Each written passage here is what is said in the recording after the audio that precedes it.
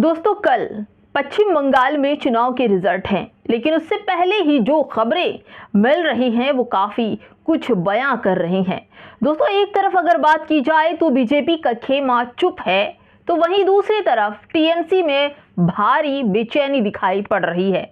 दोस्तों, दो पलड़े का ये तराजू, ये रिजल्ट बंगाल का क्या नतीजे दिखाएगा वो तो कल पता चलेगा। लेकिन मुख्यमंत्री ममता बनर्जी से लेकर टीएमसी का हर एक कार्यकर्ता अपनी जान लगाकर मतगणना केंद्र पर तैनात है और उधर वहीं ममता बनर्जी उन्हें प्रोत्साहित कर रही हैं, अलर्ट कर रही हैं। जिस हिसाब से चीजें हैं उसको देखकर बहुत ही सावधान रहने की सलाह भी दे रही हैं।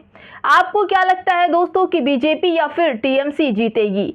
सब कुछ बताऊंगी इसी खबर में। कैसे ईवीएम निगरानी खुद बंगाल की रानी कर रही हैं ममता बनर्जी। नमस्कार, आप देख रहे हैं बामसेफ न्यूज और मैं हूं आपके साथ शैला।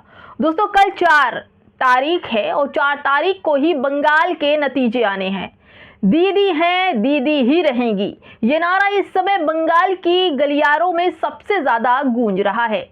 ये मामला ममता बनर्जी की लोकप्रियता और उनके प्रति समर्थकों के अटूट विश्वास को दर्शाता है। दोस्तों, 2021 के खेला होबे के बाद 2026 में ये नारा टीएमसी के अभियान की धुरी बना हुआ है।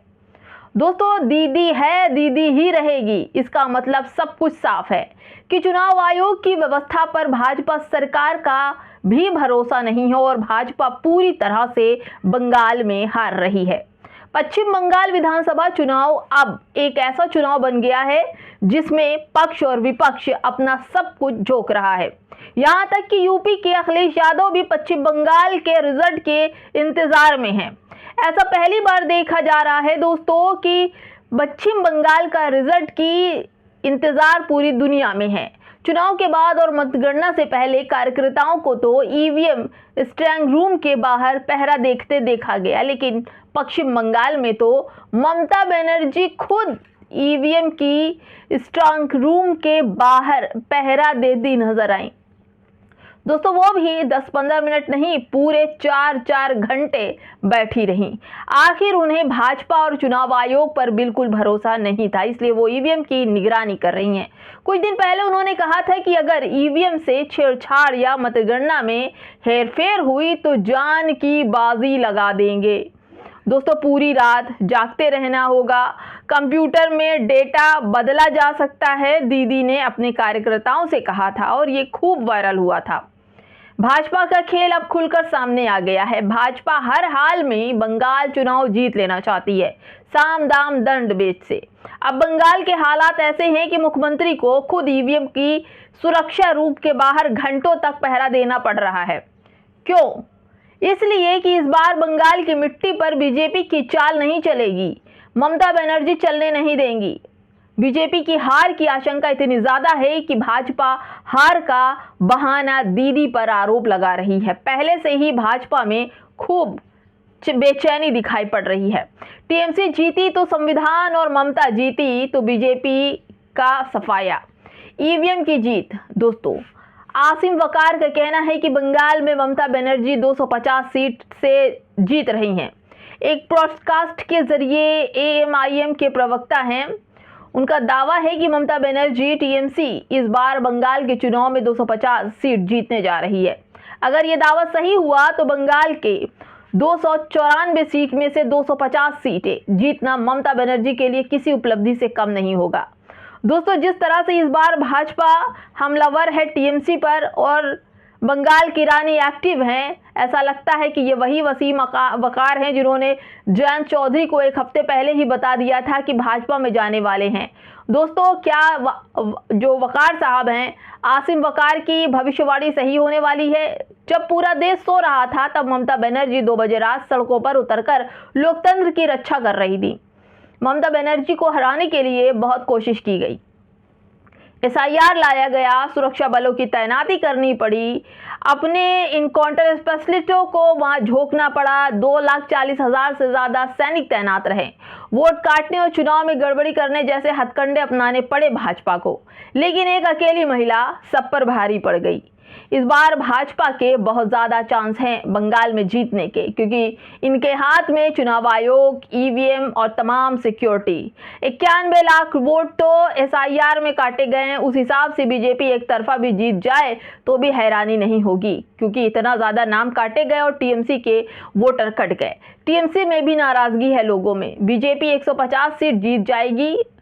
आपको क्या लगता है, आपकी इस चुनाव में क्या राय है दोस्तों, कौन जीतेगा? क्योंकि इस चुनाव को लेकर बहुत ज़्यादा गहमा गहमी है।